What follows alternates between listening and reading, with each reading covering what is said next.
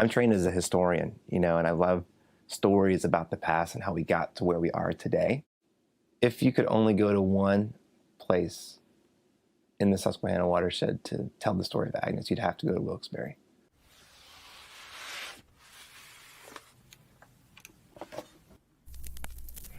Unbelievable. South Wilkes-Barre completely inundated with water.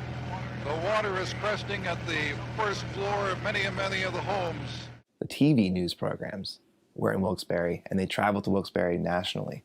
So you have national coverage, images streaming into TVs all across the United States in Wilkes-Barre. I've not seen this sign before.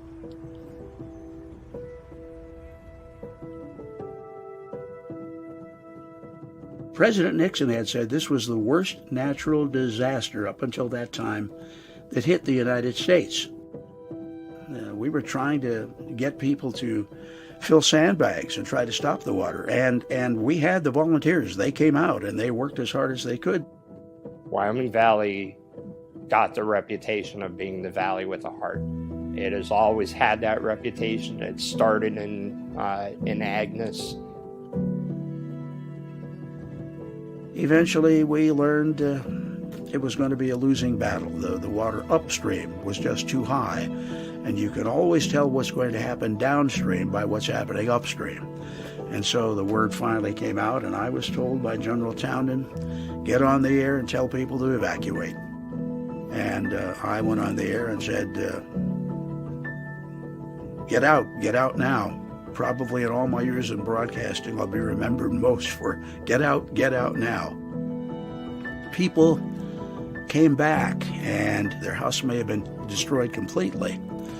But the thing that they most missed was the personal mementos that they did not take with them. The wedding albums, the family photo albums. Homes could be rebuilt. Wedding albums could not be replaced.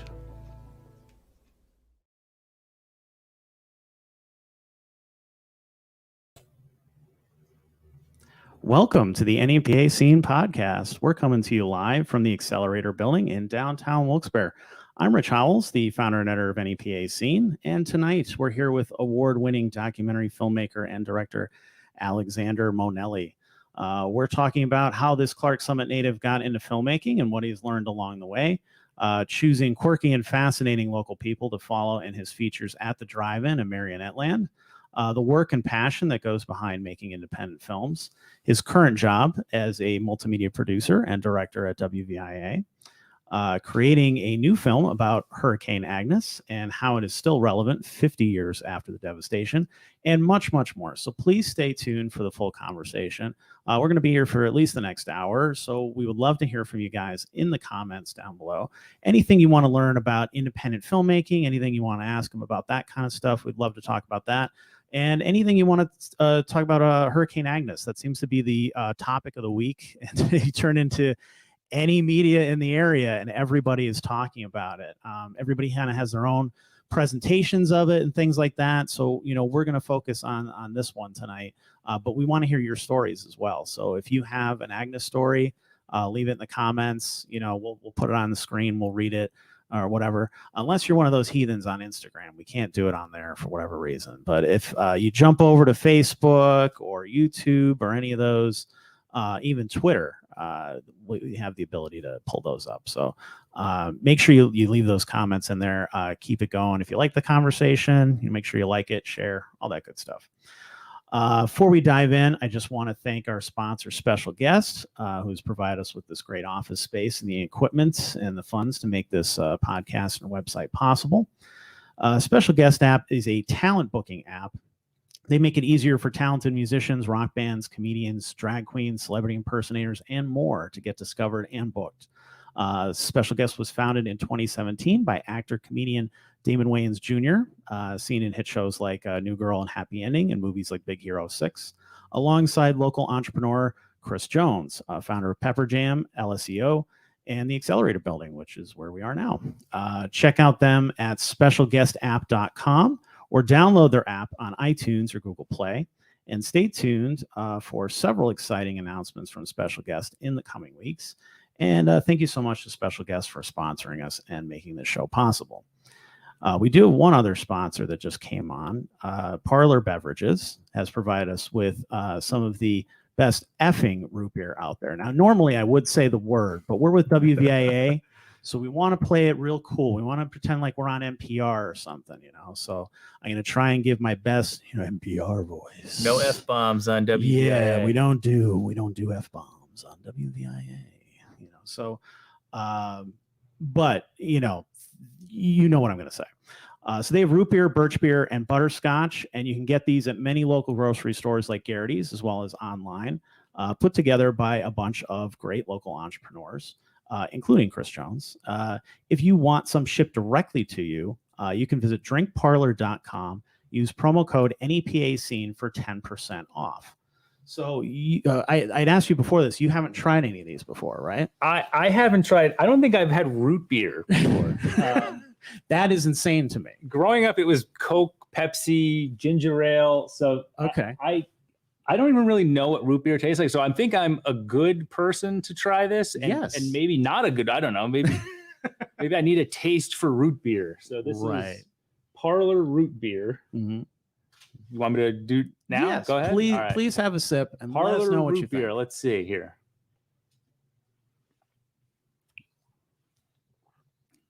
It's good. It's good. All right. I'm not a root beer guy. I mean, I don't know if I'll, buy 26 packs of them, but this is good. I could definitely drink this and it's enjoyable. Well, you can use our promo code, get it a little cheaper if Yes. you want. You can get it shipped right to your house if you want. All right. Or you can grab it at one of the many local establishments that are now carrying this. My uncle is quite a few years sober now, and he loves these things. I think he's the one who's actually keeping them in business right now. Okay. Because he goes to every bar to see shows, but he doesn't drink. So he's been dying for something to actually, sip during a show. So I don't drink either. So, but you would think root beer then would be something I would be. Yeah. So maybe this will be your thing. Maybe I'll get into root beer now. So. Become a Parlor root beer. I guess I'm interested in this R2D2 you have here. Are you a Star Wars fan? I am a Star Wars fan. That's all. There's my Stormtrooper helmet. Oh, I didn't even see that. And that's my R2. That have you been watching Obi-Wan Kenobi? I have. Yeah. What are your thoughts? I'm kind of half and half on it. Yeah. Yeah. If you're a true Star Wars fan, you have to at least hate half of everything. Of course. And then love the other half. Yeah. And then vehemently defend it against other people who feel the opposite way. Well, I feel that's like just part of it as being a Star Wars guy. I feel like they made Obi-Wan for kids, and they made Mandalorian for like the older adult fans. For sure. And I feel like it should have been flipped. Yeah, yeah. Like Obi-Wan should have been do 10-year-olds care about the backstory of Obi-Wan Kenobi and Anakin? Like, right. You know what I mean? Like I felt like this should have been our series, and they were kind of going at it like, appealing to the kids with like the cutesy, Star Wars can't get little kids right. Well, it's and you know what? So that's an unpopular opinion apparently, because no, she's a good actress. I'm just saying, like I had no problem with her. I was just like, you know what? Why do we keep having these kids? Why don't we start maybe a little bit older, like when they're teenagers or something, and then that's when kids get more interesting because they're trying to figure out who they are and that sort of thing. But they have these little child actors who are, practically reading off of, a teleprompter off camera. And it just doesn't come off as authentic in any real way. And then, you have like kind of the TV budget shows itself here and there too. So like, she's getting chased through the woods and it's like, is this somebody's backyard that we're doing this in right now? And like they couldn't catch her. Yeah. They flee from Red Hot Chili Peppers. Which again, I can't not because the tree was in the way. So that was just that was weird.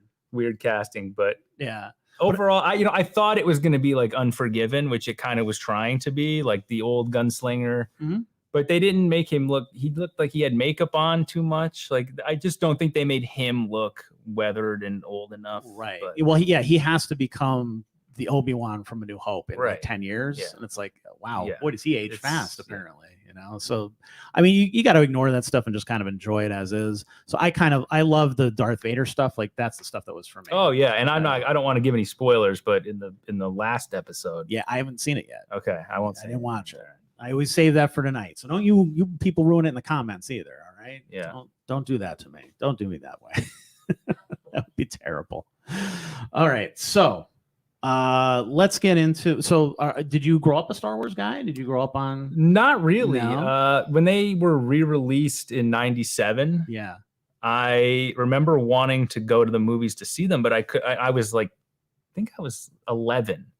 Okay. And none of my friends could go, so I just ended up not seeing them again. I had already seen them on VHS, but I never really got into it until the prequels came out.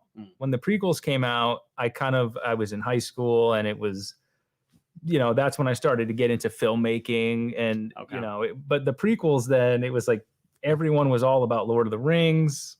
I was more Star Wars. I never got into Lord of the Rings, so it really started there. I kind of went backwards. Most people, it was the originals they were obsessed with, and then the prequels let them down. I was kind of, I like the prequels, but I like the originals too. Yeah, you had to be the right age, I think, when the prequels came out. Like, I was just old enough that I was like, no, this isn't for me. So I was bummed when they came out, and it took me a while to kind of get back into Star Wars in general. Yeah, but then, I've just enjoyed that there's new Star Wars content again. Like, you have to be thankful for that, whether it's good, bad, or otherwise. Hey, it's new Star Wars. I did love The Mandalorian. About it. I love that too. Yeah. That was made for me, or the fans that are like me, I guess. But outside of that, I'm like, kind of mixed on everything they've put out so for far. Sure. Yeah. So, what films did you get into early on?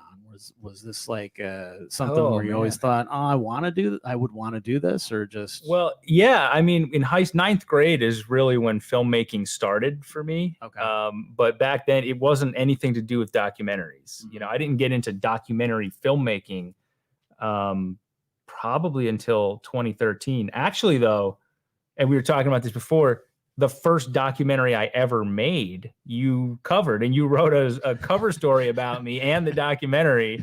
I think I still have it. I forget what publication it's for. It might have been The Weekender. It was either Go Lackawanna or The Weekender. Possibly Go Lackawanna. Yeah. It was. So I did a documentary about the SOAR program at Marywood University, and we had a screening, and you were there, and you wrote a really great write-up and everything. So it's cool to be here 11 years later. Yeah. And kind of see now that you have your own thing that's really thriving. And now so do you prefer NEPA Scene, or do you call it NEPA Scene ever? Yes, I get that a lot. I prefer NEPA. Okay.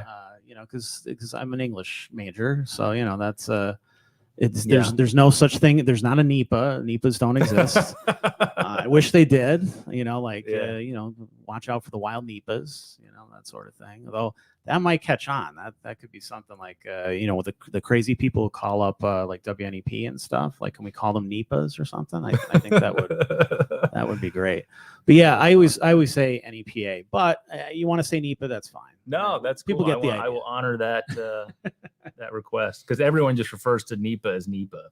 Sure. I feel like so. Yeah, if you're from here, because I get that a lot from people who like maybe are just outside this area. They're like, "What's a NEPA? No NEPA? NEPA, yeah, NEPA, yeah." They're like, it's Northeast PA. it's not that hard to figure out. I obviously, when I wanted to come up with the name, I was like, well, that was the first thing that popped in my head, and I couldn't think of anything better. So. And not only did you come up with the name, but you pretty much run the ship. And I feel like a camaraderie with you as a fellow kind of solo do it all DIY type of person. Right. So yeah. That's kind of the thing that really interests me in what you do, because I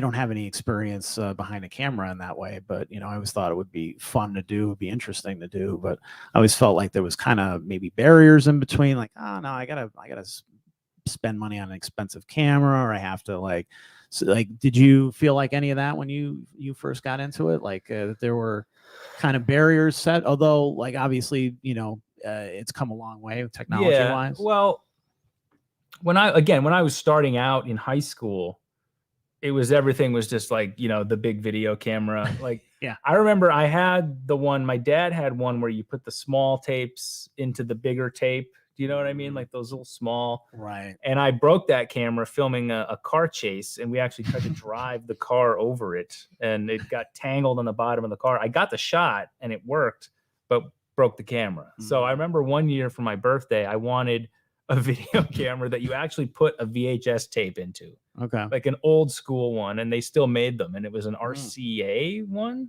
Okay. I still have it. And they got it for me, and I shot movies on that in high school. But now with technology, it's crazy. Like, I wish when I was in high school that I had, you know, like my phone can shoot like an incredible movie right now. And it's like, oh man, you know. And I just, when I started doing documentaries, that's when I started to get into, well, I got to get a cinema camera. You know, Canon had the DSLRs out, which now it seems like DSLRs are kind of moving aside, and mirrorless cameras are kind of the go-to for a lot of indie filmmakers. I'm still Canon cinema. That's what I use. All three of my features were shot on Canon cinema cameras. Okay. So that's sort of where I go. So when did you actually, like, what would you consider your first film? One of your shorts? No, so I guess one that if you were to look at, you know, IMDb or something, it would have to be At the Drive-In, because it was my first feature. Right. That I shot it in 2016. It came out in 2017. I would say that one is probably the first. And that was like, I'm turning 30. Every one of my favorite filmmakers has already made a movie by the time they were 30. Like, what am I waiting for? Okay. And I feel like that's the problem with a lot of people, is you just kind of sit around and wait for everything to be perfect. You know, whatever you want to do, if you want to be a writer, if you want to start your own, you know, news website, it's always, well, I got to have this. I got to wait for that. I got to have this budget. And I just got tired of that. And I was like, I have to just do it. And I've been making shorts for so long that I developed a kind of system, a way of working, a way of shooting them, editing them, all that. And I said, I'm just going to try it on a feature. And that was really how At the Drive-In started. I didn't even know if the story would work or unfold, or if there would be anything even worth having a movie about. It was just, I need to do this, you know, stop waiting for someone else to help me or come and give me permission to do it. It was kind of like, now is the time. Yeah. So how did you hook up with the people there? Were you somebody who just went to see movies there, or, you know, did you know somebody that I never heard of the Mahoning Drive-In until shooting that movie. I was actually filming at the Circle Drive-In in Dixon City, and I wanted to make a documentary there. Okay. They were very polite. They're very kind, but they just had a normal, established, functioning, good business. Like, there was no story. It was like, here's a solid business. And I don't think that would be a documentary. It's like, let's just see, you know, commerce and economics at work. So, you know, and the owner at the time, you know, he said, you know, why don't you come back and film one day when we're all in our matching polos? And that's when that was sort of the end of the line. I was kind of like, all right, you know, this isn't like I'm not doing a documentary about Best Buy, you know, like, you don't need to be in matching polos.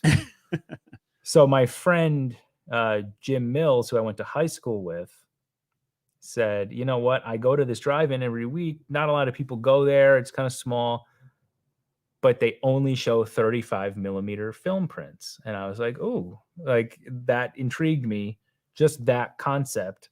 And he said, it's the Mahoning Drive-In.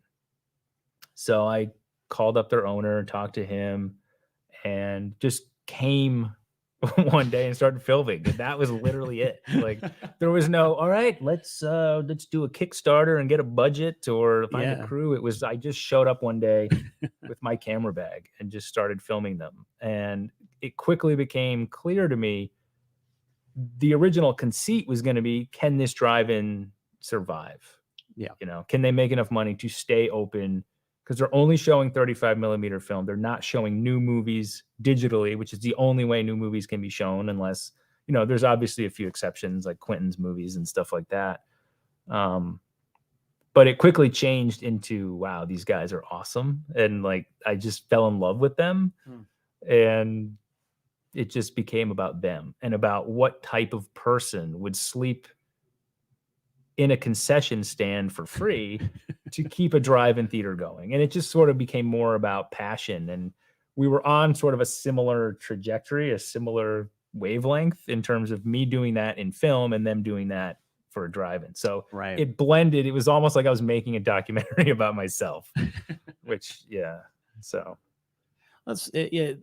I guess, you do kind of they say do not put yourself in your stories. That's one of the things it's I learned impossible. early on It's as a journalist, but it's like, yeah, you kind of have to a little bit, you know, because you're the one who's making the observations and you're deciding what gets in and what doesn't, much in the same way that a film editor decides what makes the cut and what doesn't. As a writer of articles, I decide what parts of the interview make it in and not. Like this format obviously is a little different because it's uncut, and then we just kind of go and you see what you see, and you see all my flubs and all that other kind of stuff that I make every single time. But when I'm writing, see, I can be Shakespeare, and write it so nice and flowery and all that kind of stuff, and cut out all my ums and uhs and whatever.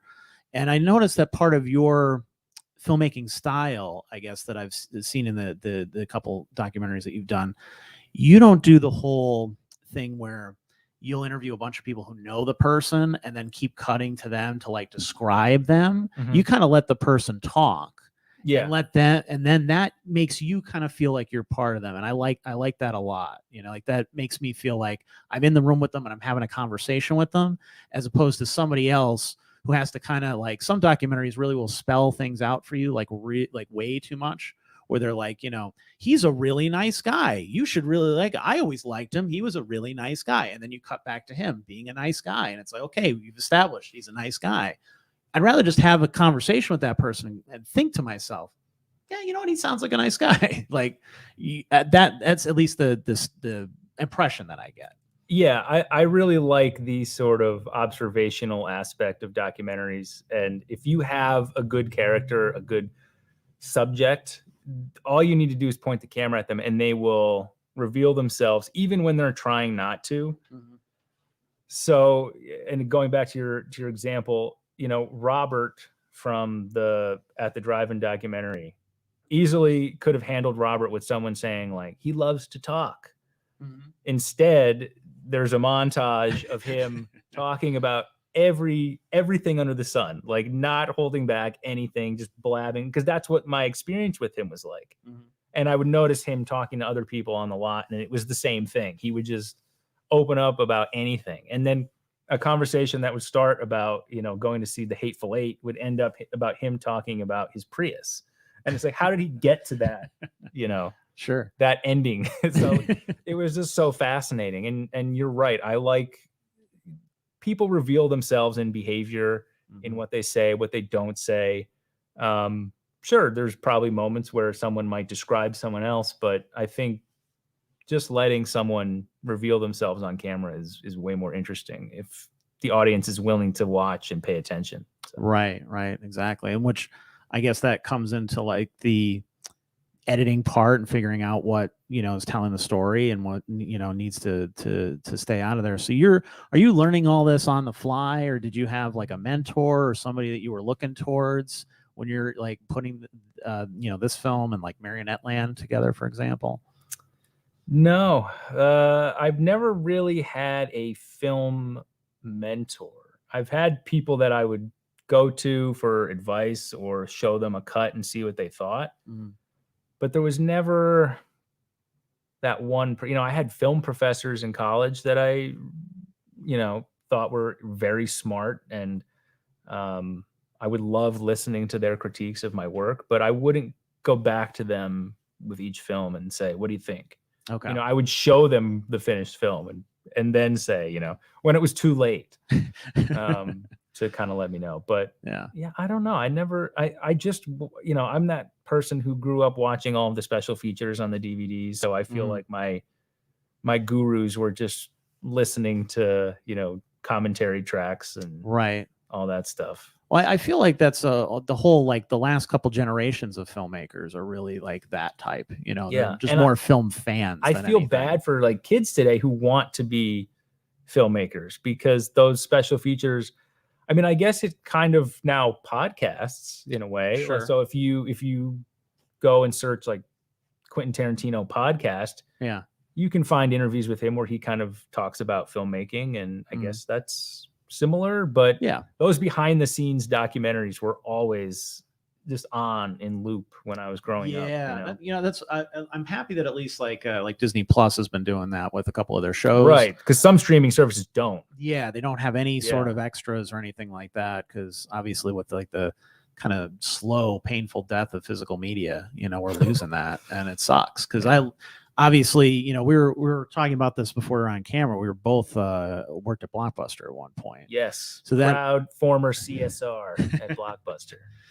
So did you have like a huge DVD collection? Do you still have a huge DVD collection? Yeah. And I just moved into a new house, so I'm still trying to figure out what to do with it, where to put it. Yeah.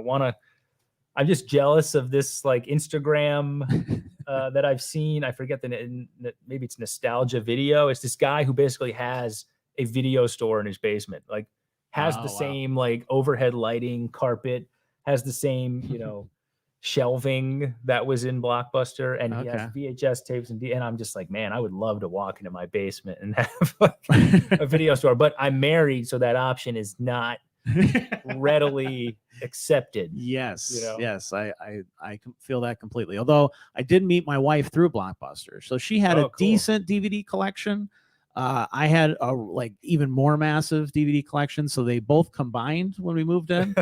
And the whole living room, we have this very big living room, and then every other room in the house is fairly small, but the living room's big. So there's just, as soon as you walk in, there's just shelves and shelves of DVDs. And we just recently, just in the last few months, are like, we don't need like more than half of these. So we got rid of a whole bunch of them, took them up to some, one of those, buy, trade, sell sort of places, whatever. They're like, yeah, we'll give you like a quarter each. I'm like, done. just welcome to Mooseport. I'll give you a quarter. Yeah, exactly. I'm like, great. And they literally cracked open every single one and checked every single disc. And I'm like, trust me, I worked at Blockbuster. Everyone is in prime condition. Everything is, all the spines are facing the right way. Did you ever they're all in alphabetical order? Did you ever have to destroy DVDs when you worked at Blockbuster? Yes. Was that not the worst thing ever? It was horrible. We had a stamping machine, and I remember it'd be like, all right, here's like 100 copies of, I don't know, some random movie that came out like here's Ray. Yeah, we had like 100 copies of Ray. Yeah. And it's like, just put them through this machine, and it was stamped them so it couldn't play. And I'm like, why are we doing this? Whose idea was this? We could sell these. We could give them away to less fortunate people. Why are we just destroying them? That was my thought, was like, what a missed opportunity. I mean, in many ways, Blockbuster has had a history of missed opportunities and poor business decisions.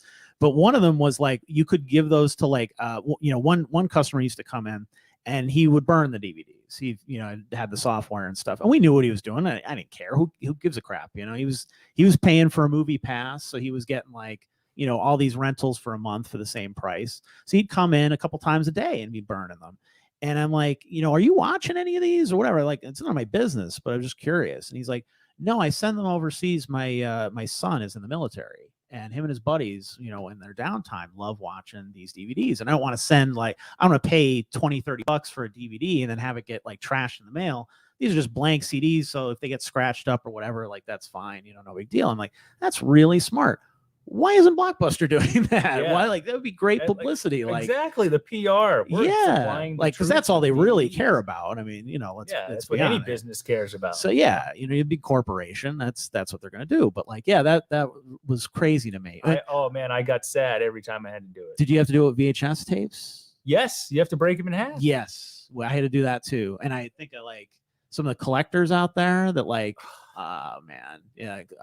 And we weren't allowed, like, it's like, can I just take one? No. Yeah. And they would watch you. They would make sure there were cameras. Yeah. I mean, it was ridiculous. I'm not saying that I knew that some slipped out the door, but some did, some did. I don't know if it was necessarily anything, related to me or my store, but I'll tell you, there's a few of them maybe escaped. But yeah, they weren't supposed to. They were supposed to just trash them all. And I just felt like that was just such a sin, like, whatever. It's sad that we literally watched the death of physical media. Yeah. But I still, like, with my first two films at the drive-in and Marionette Land, I went with the same distributor because they are a physical media company. So you can get DVDs. You can get DVDs of At the Drive-in and Marionette Land. I had other distributor offers, but didn't want to go with them because when I talked to them, they were like, all right, we're going to blast this out on iTunes and it's going to be great. And I'm like, well, can we do a DVD or a Blu-ray? And yeah, they're like, no. And like, we don't do that. This is 2022, you know? Sure.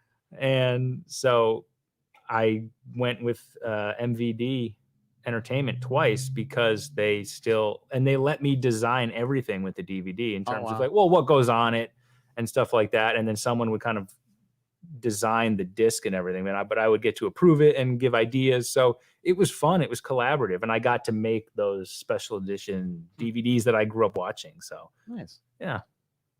So I mean, those are on your shelf, I assume. Yeah, for sure. Yeah. Very proud. Those aren't going anywhere. They're not going through the Slayer. I think that's what they call it. It was a disc Slayer, I think was the name for it. So did you see these stories just kind of coming together organically? Because you said you didn't really kind of have a plan going in, so you just kind of figured out what the story was going to be with the drive-in thing. Was it the same with Marionette Land as well? Did you just? Well, Marionette Land was just, it kept unfolding when I thought I was done. So my goal was, my wife was pregnant, and with At the Drive-In, I had to go a lot of weekends to the Mahoning. So I was spending time there. So I was basically kind of, my wife wasn't coming. I was leaving her, and I didn't want to do that again, especially because she was pregnant. Mm-hmm. So I said, what can I do? I have to make another. I had this like drive that I had to make another film before my daughter was born. So I realized, okay, I have this story in my back pocket. I knew Robert Brock and the Lancaster Marionette Theater because I had done a short about him in 2014. Just a fun, 8-9 minute. Is that on YouTube? I think it is. I might have. I think I saw it. It's called Man with Puppet, and it's just like we did it for fun. Okay. And I knew there was more to his story, and we became friends. He came to my wedding. We were talking a lot. So I said, you know what? Maybe it's time to explore the full range of his story. Go into his sexuality, his depression. Go more into the story of him living above his theater with his mom, stuff like that. So I just kind of noodled around and asked him what he was working on. And he said he was thinking about bringing back his grown-up show one last time to do one last performance because he was in his 60s and his back was having problems. So dressing up as, Judy Garland, Liza Minnelli, and performing their songs, it's getting harder for him to do. So he was going to do it one last time. So for me, that was like, okay, done. That's a way in. We have something. Okay. And my goal was to film until December because my daughter was due at the beginning of January, and that would be it. Well, it was January 2020, and I thought I was done with the film, and then COVID happened. Yeah. And so I was like, all right, well, we'll film a little bit more. We'll do a PS here. Because he was supposed to have this big gala, and it's in the documentary, and it got canceled. So it was just it just kept unfolding and unfolding. And the film premiered in October of 2020 at the Philadelphia Film Festival. Mm-hmm. The cut that is online and available now to rent or buy is way different than that version because it kept unfolding to where I just kept making new cuts. And you, George Lucas, you. Yeah, well, dude, trust me, George Lucas deserves our now you could sympathize with him. Yes, he deserves everyone's apology because that poor guy. I totally understand what it's like to want to go back and tinker. I didn't tinker with At the Drive-In, but with this, the story just kept unfolding. Yeah. And as if you saw it, you see how it ends. So I felt like I needed to keep with it because it kept getting more interesting to me, at least. Right. Well, yeah, it has. So as it wraps up, spoilers, I guess. You kind of hit with this really bad news, and then not too long after that, it's just over. And I felt like, well, that's probably how the impact felt to him and to all these other people. It's just like an instant, like, oh, it's over. This isn't happening. Like this theater isn't happening anymore. And you've just been watching this whole great thing and like, oh, what a cool little thing this community has. And then it's just gone. was like, wow, this. Yeah, it's the opposite ending. It's the opposite from At the Drive-In. At the Drive-In, it's like it's very uplifting. It's very celebratory, and especially now, like if you just go to the Mahoney now, like there's celebrities there every other weekend, sellouts, big events. So it definitely was the opposite. It was my 1970s ending, I guess.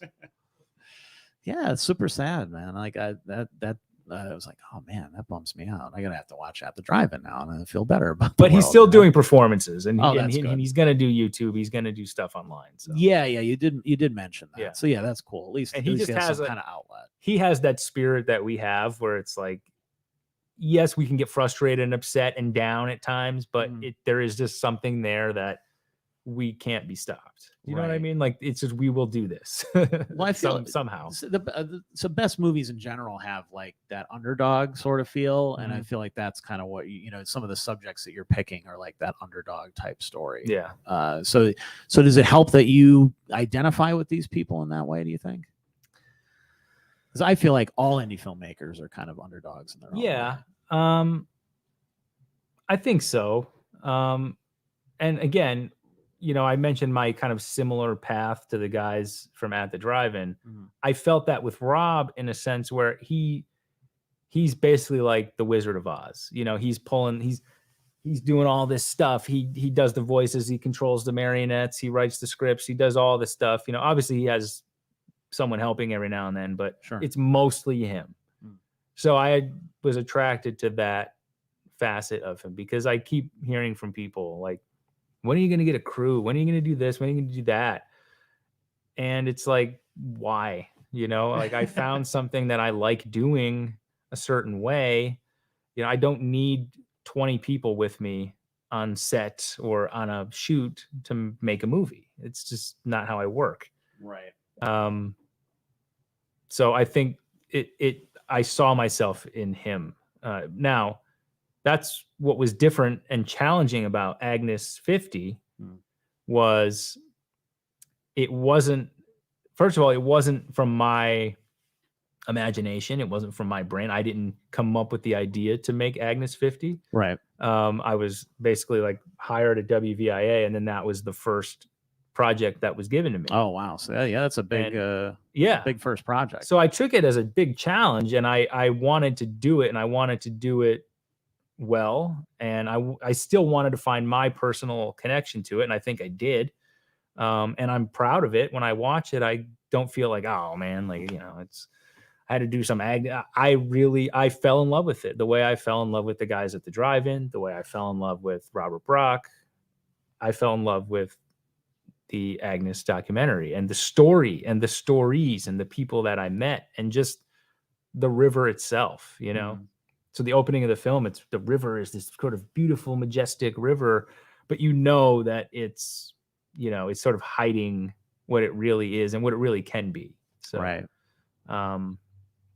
It was a challenge, but it was something I was ready for, and I was happy to do it. It was like that cliche of stepping out of your comfort zone, right? Yeah. And I think with this, I hope I did that, and I hope I did it, well. So we'll see tomorrow night. Yes. Yeah. So it's going to air tomorrow night on WVIA at 9:00. Is that at 9:00? It's part of a 4-hour night of Agnes programming. So because the 50th anniversary is tomorrow.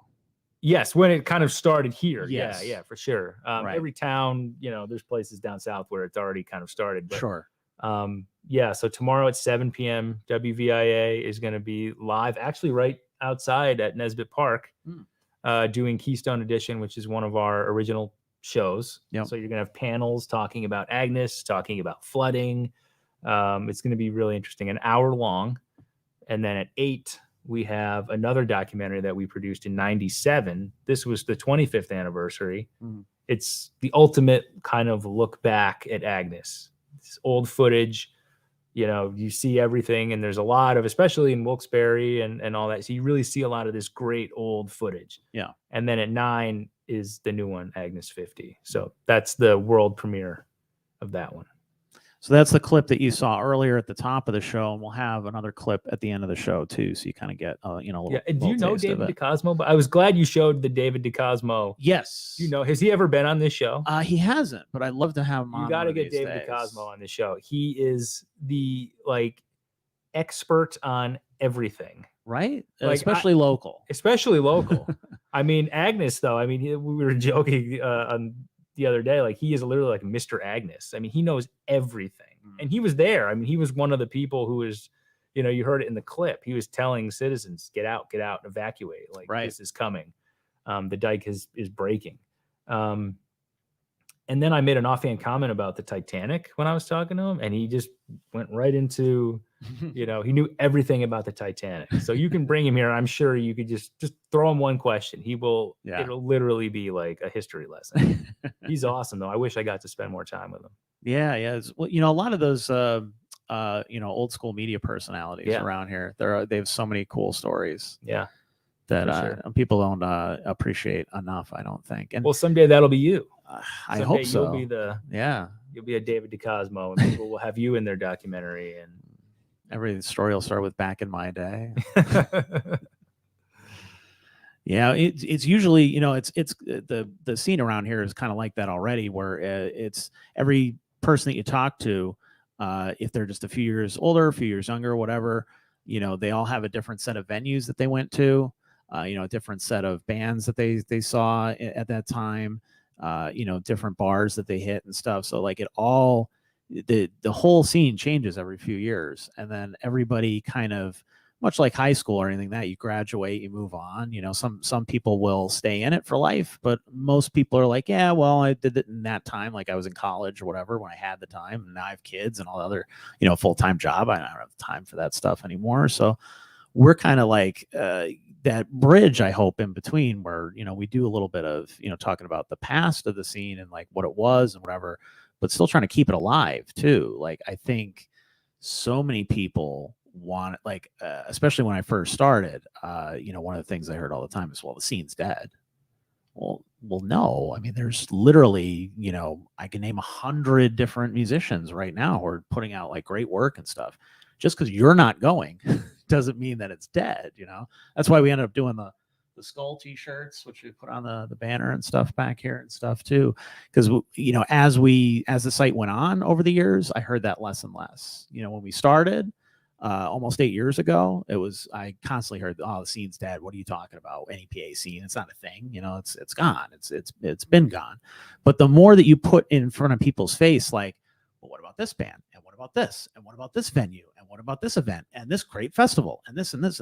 After a while, I have to go, okay, well, the evidence is right in front of me. I have to admit there is a scene here. There is stuff going on here. You know, just because it's not your generation anymore doesn't mean it's not happening. Right. So, yeah, I mean, sorry to go off on a tangent like that, but, you know, that bugs the hell out of me when people say stuff like that. Well, you've certainly built up something awesome here. Oh, so well, thank you, man. I appreciate hopefully that. When you're being asked to be in these documentaries, it's not about some terrible flood or natural disaster. Hopefully it's just about the music scene or something cool, the area in general or something. So well, this is it's very tough to interview people on a very emotional subject for them. Did you find that when you were doing this, that maybe some people were kind of getting choked up, or, you know, maybe, you know, it was a little tough to kind of get them to really talk about it in a sad, honest way? I didn't experience that. Mm-hmm. And normally, like, my films usually have some emotional moment somewhere.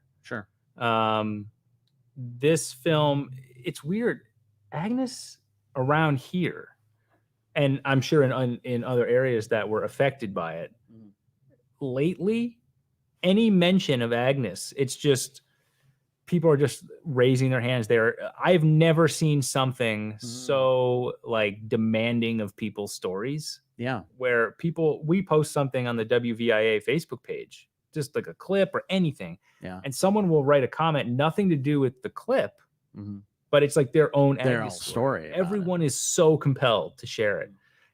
And it's strange. It's like, yes, it was terrible and it affected them, but it's almost like now it's like telling a ghost story. You know, it's like this, they want to pass it down. They want to kind of present that destructive story, that memory with other people, not necessarily because it makes them feel good, but just it's like, it makes them feel like, hey, me too, like it's strange, but there was never like oh man, this was the worst and I'm still not over it. And it was a lot of just people were excited to tell their story. Yeah. In a weird way, not that they wanted that to happen. Sure. But everyone I spoke to, the way they told their story, it was like, you can tell they had moved on, but you can tell it still, pained them. Right. Somehow. Yeah. Oh, I got a kick out of the one guy who was like, yeah, we were sitting on the front porch watching stuff wash by. I'm like, oh, man, dude, Jim, that's Jim so Charles. Northeast PA. Get my foot unstuck here. That's Jim Charles, and he was definitely one of my favorite people. He actually came. We had a preview screening in Lewisburg last weekend, and he came. Oh, cool. And someone, I think on the panel or someone in the crowd was kind of talking about how there's this, it seems like there's a prevailing thought that walls and levees aren't really as detrimental to communities downstream as we thought. And Jim stood right up and in his super polite affect that he speaks in, he's like, well, I disagree. And he just kind of went into this, speech that sounded really great and was excellent. And I'm like, man, I wish I was filming that. But yeah, he was awesome. And I think that kind of, so for anyone who's kind of like, well, what does that have to do with Agnes? The film, it does look, so half of it is kind of like this look back at Agnes, and half of it is kind of, what are we doing today about flooding and flood mitigation and Tropical Storm Lee, which I know for a lot of people in this area was either the closest call they ever had or the worst couple days of their lives. You know what I mean? So whether you're in West Pittston or Bloomsburg, it was probably a nightmare for you. But Wilkes-Barre, their levees basically within inches protected them from Tropical Storm Lee. So in the film, we go into Tropical Storm Lee. We have all this amazing footage from WVIA videographers from back in 2011 who were actually out in the flood while it was happening, risking their lives. Like, it's crazy. And we kind of go into that and talk about West Pittston and their plea for a levee. So there's a lot of political things in the film, and especially with flooding. And I mean, you saw a cut of it. And I think that might be a little unexpected. We wanted to take it in a different direction. We didn't want to just remake the documentary we made in 1997. Right. And we knew there was going to be, look, go on Facebook. Someone somewhere is talking about Agnes on your timeline. Sure. We didn't want to just be another, let's look back and tell the old stories. We do that, but we bring it 50 years later to say, how is this still happening? What can we do? What have we learned? Are we safe? So that's sort of, and again, our Keystone Edition show at 7 tomorrow is going to go into that as well. So we wanted to bring a new practical, productive spin to Agnes. So that's what you'll get to see on TV. And I don't know if we mentioned, it will also stream live on Facebook, YouTube. Where else, Neil?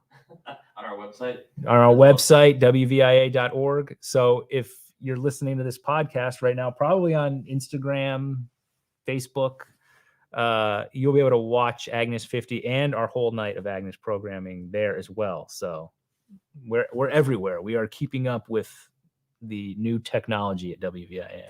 That's good to hear, because as somebody who worked in old media before I started doing this, I know how hard it is to convince people, sometimes higher up people, to really jump on that, even when it's way, the train has left the station a couple of years ago. Hey, can we finally maybe start working our way up with our little cart here? And it's like, yeah, no, maybe not yet. Maybe old Joe has to die off first, and then maybe we'll think about that. And it's cool to see WVIA doing so much new digital content and stuff like that. I mean, I feel like for anyone who's unfamiliar with WVIA, and I'm not trying to shill for WVIA by saying this, I've only been there since September, and it is definitely a place with a huge history, a long legacy. There's people there who've been working there for 40, almost 50 years. I mean, it's crazy. But there's also a drive and a desire to, expand into the future as well. So we want to be, the PBS channel, but we also want to be on digital, and we want to have a news organization that we have now. So there are a lot of things happening, and I can guarantee you that within a couple of years, you're going to keep seeing WVIA pop up and pop up and pop up in different areas. Yeah. So I know John McCulloch, and I know he was doing some some cool shorts and stuff. Yep, so that's part of our short takes series. Yeah, stuff like that I think is really great. So not only do we make feature documentaries, but we make short documentaries. Mm-hmm. So, and you've done a couple of those? I did one. Well, I did one before I came to WVIA as like a freelancer. Okay. About a local indie wrestling promotion. So, neat. Yeah. And since I've been here, I did like one or two. Mm-hmm. Yeah. But I've been working on Agnes. Literally, I started in September as a full-time staff member at WVIA, and since day one have been working on Agnes. So tomorrow it's like it's over. Moving on to the next one. Right. So with your other films, you were doing the stuff on your own, mm-hmm. and you were kind of following the story and stuff as it developed. Obviously, the main story happened 50 years ago, and you have to work with other people's footage and stuff like that. How was that experience putting this together, and when to use the old stuff, the archive stuff, or whatever, and what to use of that, and then what needed an update or maybe needed a new interview or something to kind of make it relevant today? Well, to me, there's two types of documentaries. There's the look back, there's the documentary that recaps something in history that already happened. And, there's a lot of those on Netflix, and PBS has had a lot of those with Ken Burns. I mean, Ken Burns is sort of like the father of the look back documentary. He's the king of it. And then there's the sort of the following documentary where you're following a subject as something unfolds in front of you. And that's sort of what I did the first two times out. I was watching something unfold and trying to capture it in real time. This was kind of a merger of those two. So we look back at Agnes, and I'm kind of following these things that are happening today. Basically what I did was I would try to, I would shoot in a town, I would edit something together, and then I would have a little scene. And then when I had about 10 scenes, I kind of said, okay, what can be combined? And it was really just trying to figure out how do I basically lure you in with Agnes, honor the history of Agnes, and then pivot into what we're kind of also trying to do. So I think it flows. I think it's a satisfying flow from Agnes to Lee to, flooding today, while always going back to Agnes. Yeah. So everything I put in, I felt like this has to tie back to Agnes somehow. Mm. And that was when I kind of devised that plan, is when I figured that's when I felt like I had the film. Okay. So everything we put in isn't just random. It has to go back to Agnes in some way. What kind of information did you find that maybe, surprised you, or that you didn't know about this? Because obviously you didn't live through this. So, Well, yes, I like to say I was -14 when Agnes occurred, but I didn't know anything about Agnes.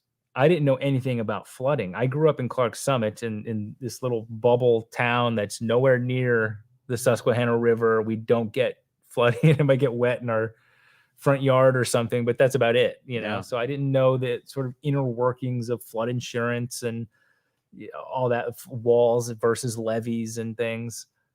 And I didn't know the history of Agnes. I just knew it was this big flood that happened in 1972. So I approached this as almost like an investigator, an investigative journalist. Like I was asking questions that may have seemed basic and rudimentary to the person I was interviewing, but as I was learning it, then that would just sort of spring into something different.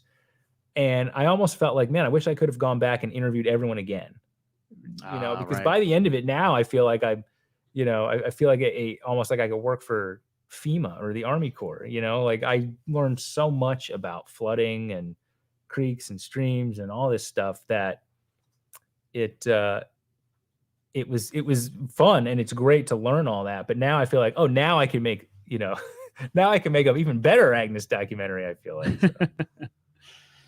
Well, it's one of those things too where, you could always revisit it, and, another Agnes couple 51 decades coming next year. It's, I like history in general, and it surprises me how little schools actually teach of local history. Oh yeah. I think that's a huge gap in like education in general. And that's not obviously just a Northeast PA problem. It's, it's everywhere, but like kids aren't growing up learning their own history and learning, the importance of the stuff that happened in their community and why it is the way it is and stuff like that's. It's crazy to me. Yeah. So like you hope that they will watch something like this to kind of get that. I'm happy to report, and I will ask Neil for clarification on this for the right details. Neil Prisco is here, by the way. He's back there. He's our creative director at WVIA. Neil is here. We are basically creating a curriculum for schools based off of Agnes 50 and Remembering Agnes. Our two Agnes documentaries. Because we want, like, you're right, we want kids to know about this. And there's other lessons in there besides flood is bad. Like there's lots of things that you can go into from just a historical perspective to community to all the, political issues of, flood insurance and how your community can affect the other community. There's lots in there that you can kind of tailor to different age ranges. So we are really proud that this is going to hopefully create a really strong curriculum and really educate local kids, because I grew up in this area and didn't know anything about it. So I think it's sad that I didn't, but I'm glad I do now. So. And it doesn't really help too that, as you get older too, I think a lot of people don't really, read up on this stuff enough or read enough in general, I guess. But like, it seems like there's kind of a point where they're just like, I'm done learning about the world or whatever. I'm kind of stuck in my ways and that's sort of it. But that's like when you don't participate in your community, when you don't know what's going on, that's when, things get to a point where you have, something terrible like this that could have been prevented, and I think that seems to be a theme as, you talk about, the updates and how the communities are dealing with it now. Like some are kind of prepared and a lot of them really aren't for this. Like if this happens again, like history is just going to repeat itself. And it's like, what do we have to do to wake people up to that idea? And it's very almost a microcosm of what's going on with, climate change and stuff like that, and trying to convince people like, yes, it's real. Yes, it's happening. Like we need to do something, Well, it is. Climate change is happening. It is. There's just a whole bunch of people who are just like, how do we know what the temperature was in 1865? It's like, it's happening. You can argue if you want about how or why, are we doing it? But it's happening. The temperature, the average temperature has risen 2 degrees since Agnes. And that has a big impact on rainfall, how much you get, where it goes. And it's projected to rise another 5.9 degrees by 2050, which is just 28 years from now.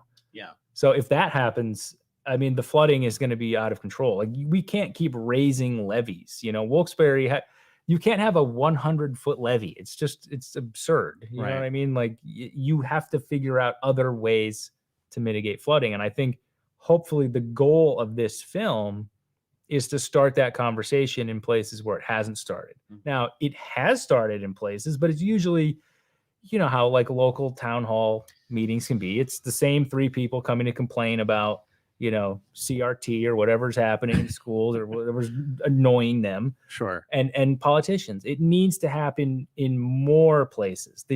More dinner tables need to be talking about, even if it's not in your community, like people in Clark Summit.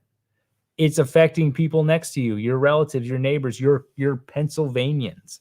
So we just need more people to talk about it than the people who are talking about it. Right.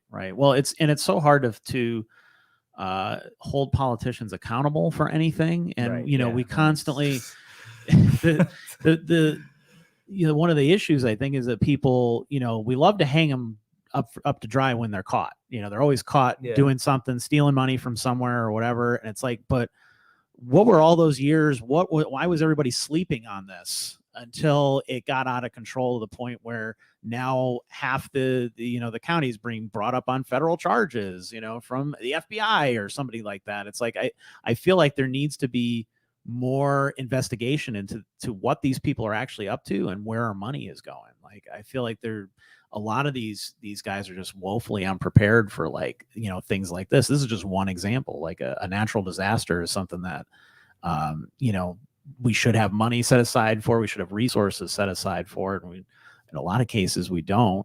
And then that speaks to, okay, well, what else aren't we prepared for? There's just, it raises a lot of questions. Flooding, and they say it in the film, and this is something I learned, I didn't know. Flooding is the number one threat to Pennsylvania. So some places it's tornadoes, earthquakes. Here it's flooding, and I didn't know that. No, I didn't either. It not only is it a threat to your life or to your home, but it's a threat to the community, right? And like you said, with money, I mean, we can't just keep getting federal aid time after time, and we can't just keep rebuilding these towns that get destroyed. I mean, there has to be a point where it's like, we have to do something. But the problem is not every town is the same. Every town requires a different solution. Mm-hmm. And we can't always agree on the best solution. Yeah. So, and with, on the media side of it, you can only cover so much. You can only talk about so much. So your Scranton and your Wilkes-Barre gets talked about a lot, but all these little towns in between feel like they just get left out of the conversation most of the time, because they're just not, the big 2 or 3, and you don't have the team that you used to be able to have. There's so many papers and newsrooms and stuff around here are bare bones operations. And even if they don't come off that way on camera, boy, behind the scenes, you will not believe how hard these people work. And it disgusts me when I see how people talk about the local media in the comments. It's like, you have no idea what some of these people are doing. Like I've seen people, haul the huge camera and all the equipment around and then set it up in front of themselves. And then, okay, we got to do the story live. Boom, get that done. Then, all right, disassemble everything, throw it back in the truck. Now I got to drive all the way over to here on the opposite, edge of the area and stuff. Because these, you think of like their coverage area. Northeast PA is huge. Huge. I get people all the time who are like, why aren't you covering this in this little town and this in this little town? I'm like, because I'm one guy. Like I can hit Scranton, I can hit Wilkes-Barre. Much harder for me to go, around other places, and with gas prices being what they are now, it's like, I'm lucky I can make it here every week. Never mind, 20 different little things that pop up and events and stuff like that. I wish I could do more, you can't. So I feel like it's so important for media like WVIA to be able to do these kind of cool stories. I'm almost reminded of how some of these, late night comedians and stuff now will do a segment on a topic that we haven't heard about in a while or something like that. And it's like, wow, this is refreshing, because usually it's just the same news cycle over and over. Oh, what did this celebrity do? What did Trump say? What did Joe Biden say? Whatever. And it's just that same cycle over and over. And meanwhile, I'm like, God, there's a million other stories we could be talking about right now. This in craziness. Yeah. It's like, okay, we get it. Like, yeah, politicians suck. We get it. The guys at the top, they suck. We get it. But God, there's so many other things we could be talking about right now. So I'm glad that there is an outlet like WVIA having this conversation. Well, I could guarantee. So if you're interested in documentaries, and I'm speaking to anyone listening, not just you, WVIA has been making original, and I'm not just talking about PBS. I'm not talking about the ones Ken Burns makes that we also air. I'm talking about actually made at WVIA by local filmmakers. Mm-hmm. They've been doing it for decades. Yeah. And there's a hallway where my office is lined with posters from all these documentaries. Mm.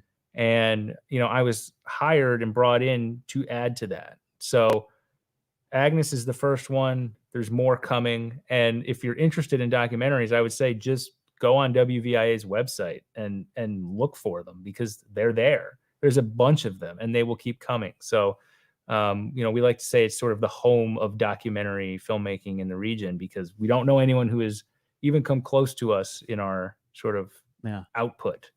So if you're a documentary fan, it's definitely I know Netflix has a lot of great murder documentaries. I know everyone loves those, but we also have, amazing stories that, and they're stories from our region. There's a lot going on here. There's a lot happening. There's a lot of amazing stories. And I always prided myself on the first two. My goal was always to make documentaries about something no one else wanted to. Now, Agnes is different. I'll put that one on the aside for a second, because everyone's talking about Agnes. But again, that was something we as a station, and we wanted to kind of honor Agnes and tell that story. But again, in a different way. My first two films, it was kind of like, what's something no one else is trying to make a documentary about? Right. And I'm very aware of, like, I know no one was like, I need to see a documentary about a guy who lives above his puppet theater. Like, I know that's not what someone is scouring Amazon Prime for. Right. But it's there. Yeah. Because I just feel like with everything, the state of movies today, which I could go on for 2 hours about. Sure. There's no originality left. The only thing you can do is to make something hyper specific. Instead of make a documentary about drive-in culture, pick one drive-in that has a weird, unique story. Yeah. So that's sort of how I like to kind of approach finding stories, is what's something no one really cares about, except for the few people who passionately are caring about it in the film. Right. Right. Yeah. And I think that really does, that is great, because I do see a lot of overview stuff. Like video essays are very popular on things like YouTube. Oh yeah. And some of them are really great. Some of them are really well done. Do you have one that you like? Do you have a YouTube video essayist that you like? I follow a bunch of them. I even follow ones I don't like. So I like to follow ones about like really idiosyncratic stuff, like comic historians and things like that. Okay. Like, I'm big into comic books. So like the guys who like will do a half an hour long interview about like a particular storyline that an artist or writer worked on, or like how this character changed over time under different like writers and stuff like that. Like, that stuff really interests me, so I watch a lot of that. Yeah. I stick mostly to movies, a little bit of wrestling. I'm still a wrestling fan at 36. But yeah, mostly like movie analyses or whatever. Yeah. Some of those can be great. A lot of them, though, when you do the general overview stuff, you get all the comments of people like, well, you missed this and you didn't talk about that or whatever. So I feel like it's almost better to just focus on I'm sure we're going to get those comments on Agnes, because there's so many stories. Sure. It's impossible to tell it all. Right. Do you know what I mean? But again, so with 4 hours, like, my one film isn't going to tell the entire story of Agnes. It will do its best. But we have those other 3 hours that will kind of add to it. So it's kind of like a 4 hour presentation that will hopefully be a complete overview of everything. So and there's so many other news stations doing stuff on this. Yeah. There's also another Agnes documentary. So I wanted to make it clear that there is another Agnes documentary that's premiering at the Kirby Center tomorrow night. And there's also a couple other showings of that. So you can check that out. Alan K. Stout, great guy. I've known him for many years, local journalist, put that together. And so this is not that same one. So yeah. And theirs is different. Theirs is all, let's look back at Agnes.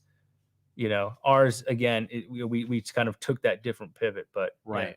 We wish them luck in their screenings as well. Yeah, absolutely. Yeah. I mean, there's like you said, there's so much information out there. There's so many things to talk about that, like, you can make a dozen movies on these and still not cover right. Yeah. everything that needs to be covered. So I'll check and see if we have any fun comments here. Speak of the devil, John McCulloch says Al is the man. Well, thanks, John. Oh, and he's sexy. That's what. But kidding aside, loves your work. Very cool. And but John's where I don't know if I could speak for John. He's working on a documentary right now. I know what it's about. I'm not gonna. I also know what it's about. I don't know if he is ready to tell people yet. If he's been out there, I don't think it's going to be really great. Yeah. And I can't wait to see it. And I remember him telling me at the beginning stages that he was thinking about doing this. And I know now he's fully in shooting it, and I'm so excited to see it. So back in our old, digs not too far from here, I interviewed him about the Polka King documentary that he did about this amazing local story. Found this really interesting guy and had a hell of a life, and then they ended up turning it into a movie for Netflix starring Jack Black of all things. Like, it was crazy.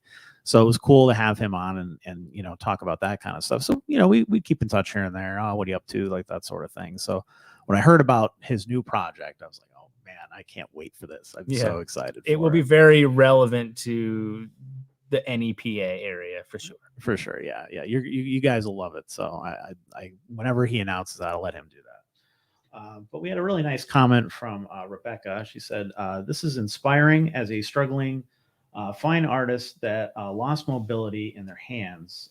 Hearing this journey, geez, to have there's already enough barriers to make a film and to get it done. I can't even imagine having that too. Like, were there, what other challenges did you have when you were putting these things together?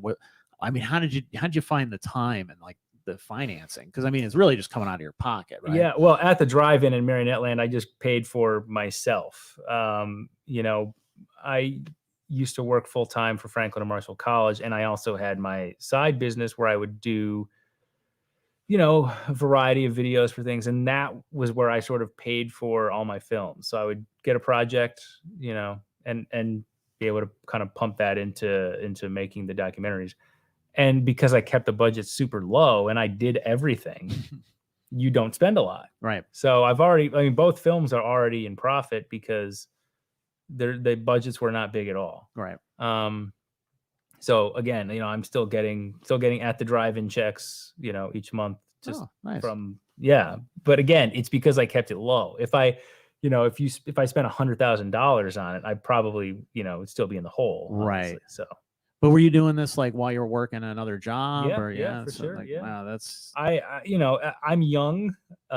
I'm still able, I guess I'm old, but young. I'm still able to go on very little sleep. I get up diligently at 4:30 on most days, and that's just to kind of get a head start. Okay. I have two daughters, and so you're probably getting up at that time anyway, whether you want it or not. So that's sort of the time, and a lot of Agnes was edited at 4:30 in the morning because we had a pandemic. So I had to work from home a lot. Right. And when you have two kids during the day, I can't just disappear into the basement or into my bedroom or office to work. Right. Because they will find you, and it's impossible. So I had to get up early and go to bed late and edit at those times. So a lot of the film was edited at those hours. Same with the other two. I just find time, but family is always first. I'm always, I want to be a great dad. I hope I am.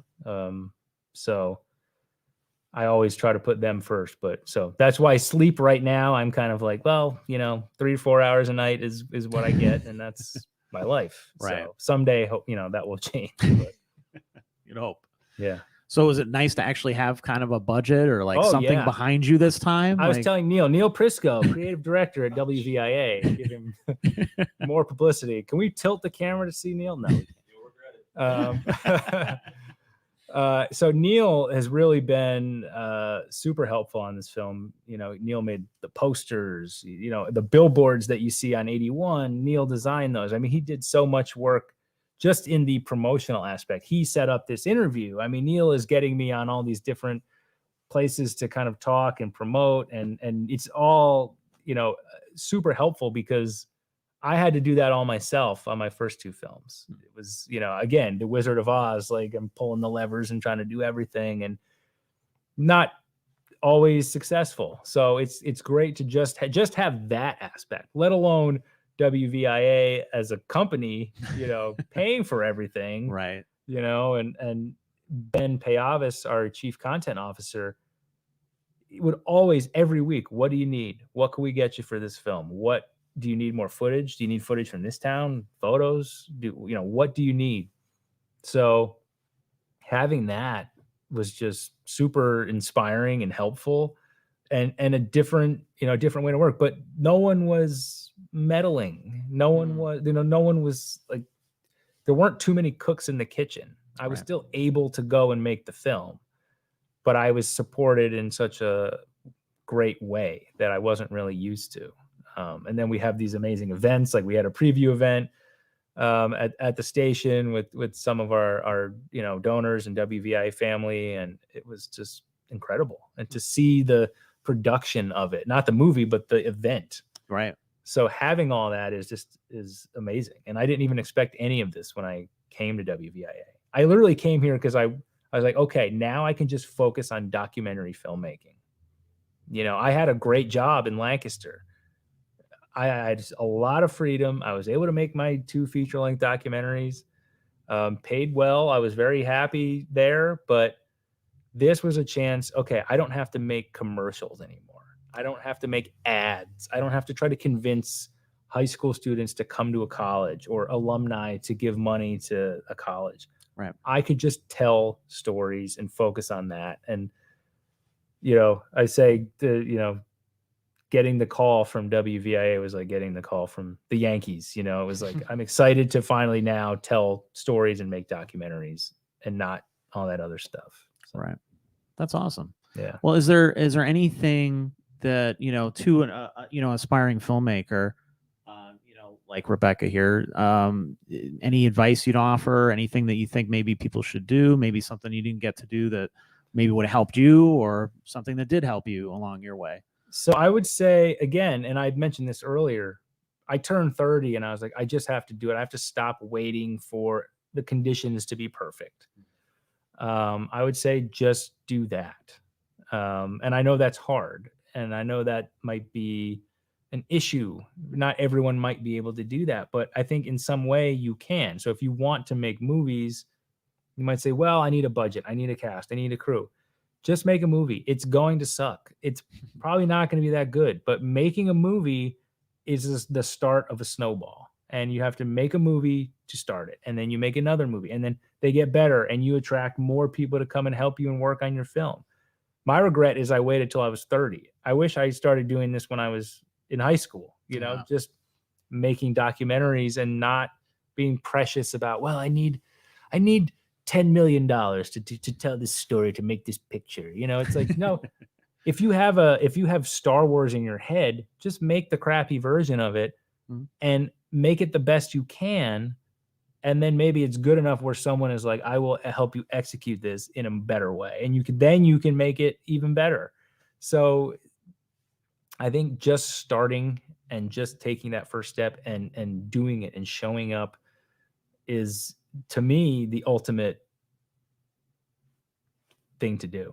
Don't just don't wait for someone else. Don't wait for everything to be perfect, because nothing's going to be perfect. And you just have to do it. Now, before we go, I just want to make sure we give a quick plug to some of the festivals that you've shown stuff at. There was some local film festivals, which I've only been to the Northeast PA Film Festival. Okay, yeah. I haven't gotten to the Jim Thorpe one yet, but it always looks a lot like it's a lot of fun. The Jim Thorpe one is if you like genre films, if you like crazy, strange, weird films, like that's the place for you. Okay. I mean, they show other things, but they kind of pride themselves. I mean, just look at their poster. Yeah. And that tells you everything you need to know about that film festival. Right.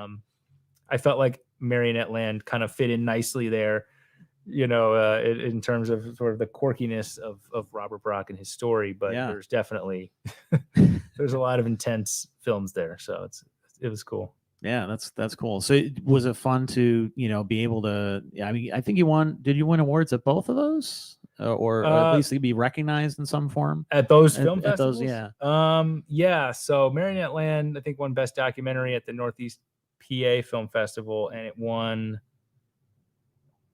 I forget. We did win something at the Jim Thorpe Film Festival. It was like It was like a special honor award. Yeah. That the they gave. judges Judges maybe? award, I think. Something yeah. like that. Yeah.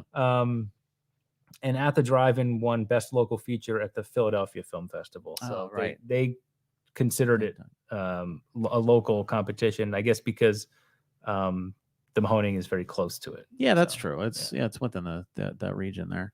I mean, you got praise from like Kevin Smith and stuff. I remember that. That was cool. Yeah. So it was odd. I mean, the first one that happened was Robert Cargill, who wrote the first Doctor Strange movie for Marvel, and he wrote Sinister, and he's written other things. But I remember kind of just seeing this tweet, and it was like he actually took screen grabs from the film and put it on Twitter, and it's just blowing up all these comments. And I'm like, why is the writer of a Marvel movie watching At the Drive-In? Like, it was just so.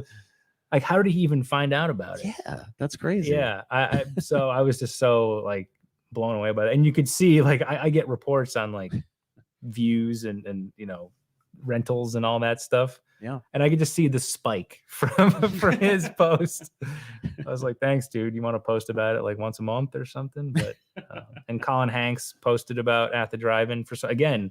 Watched it on a plane. He watched it twice. He said, "I'm like, why are you watching it twice?" But there's something about that movie. I don't know. I think it's just those guys. It's right. Again, I didn't do anything special with At the Drive-In. It was more just letting them kind of, be themselves, and you hang out with them for an hour and 20 minutes. Right. So, yeah. Well, I appreciate you coming on. I wanted to have this conversation back when At the Drive-In happened. Well, you had Virgil on. We did have Virgil on, and so that was a blast. People can go back in the archives and listen to Virgil. Yes, talk, so definitely check that one out. That was a lot of fun. And but we're hope to have you on again sometime to talk more about film and stuff. But this was our first kind of now that we're getting back into the podcast again. I'm like, okay, we need a little bit of we can't just have bands every week as much as there's so many bands that we'd love to have on. We're gonna get to all of you at some point. But for now, we want to jump into other topics like film and stuff. So I think like some of the commenters said, what you're doing is very inspiring, and love to see it. Do you have a project in mind, something that you're working on now, or something that's my next WVIA project? We are underway. Okay. I can't mention it. I can maybe give a hint. It's related to athletics, possibly, maybe. But that's all I could say. So. Well, that's a subject I know nothing about. So we will have I'm sure we'll have a press release at some point. So Neil will be the one writing that, by the way, which is also great. I don't have to do that anymore. Yeah, that's wonderful. So. Well, thank you all so much for tuning in to our chat. I hope you enjoyed it. If you want to check out his films, Marionette Land is on Amazon Prime right now. And you can rent At the Drive-In, I think, for only like $2.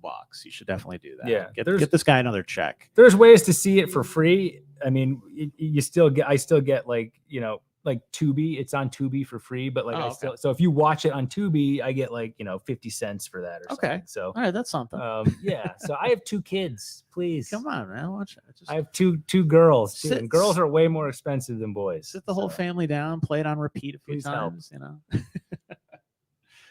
But yeah, so thanks so much for talking with us about this. Agnes 50 is due out tomorrow. You can watch it on WVIA.org or on pretty much any streaming platform you can stream to. It's all going to be live streamed simultaneously from 7 to 11. So Facebook, YouTube, WVIA.org. Yeah, jump into the whole watch the whole package. His film's great. I got to see a little advanced copy, and I enjoyed it a lot. And it definitely challenges you to think about what the next topic is. So it's great to see you, and thank you all for tuning in. If you enjoy the conversation, like, share, comment, all that good stuff. I hate giving you all that generic stuff. But, just like I'm sure these guys are, we're fighting the algorithm every day to get this stuff out to you. And we're not always winning. When last week, I think we won, but the weeks before it was tough. So we really want to, and this benefits all of you too, because if you want to be on the show, you want to see one of your friends on the show, something like that, you want a good viewership to be able to tune in, and you have to convince apparently the algorithm gods that we're worthwhile. So, so if you enjoyed it, make sure you like, share, comment, all that kind of stuff. And we will see you here next Wednesday for another episode where we're going to tackle a completely different topic from tonight. But thanks so much for tuning in. And we're going to leave you with another clip. As we transition out here, there's another 2-minute clip from the movie, so you get to see a little bit in advance. So thanks for you coming on, and thank you to Neil from WVIA for making this whole thing possible. And we'll see you here next week. Have a good night. There had always been a levee here, but it was much, much lower. Supposedly this, in its present state, would certainly contain an Agnes-sized flood, and perhaps a little bit more than that. As a matter of fact, we've had water come up higher than Agnes in the area on at least one occasion. If the levee raising project did not occur, the Wyoming Valley would have been destroyed 2 times in a generation. You didn't see a big storm like Agnes again until 2011, when Tropical Storm Lee came through. This is Susquehanna Avenue in West Pittston. It is a war zone. It is worse than the Hurricane Agnes flood in 1972. The wall that's put up on the Market Street Bridge, I mean, there was just enormous pressure at the bottom, just water shooting out. We constructed like an earthen dam right up against, as close as we can get them to the floodgates without pressuring the wall, because they're designed for some give as the river level increases. There was a big difference between, 2011 and 1972. In Agnes, it was the water came up, flooded everything, and the water went down. But in the 2011 storm, the water rushed through whole neighborhoods, doing serious structural damage to a lot more property. For our area, I would say Lee was probably as comparable to Agnes. The fire department pumped a lot of basements. We lost all of our furniture. We have severe damage to the building. You estimate $1 million damage. Mm-hmm. 72, they had 1.5 feet on the first floor. So that was kind of our benchmark too. We moved things up 3 feet high, on countertops, on tables. Well, it didn't help. It went totally over that. We had 4.5 feet.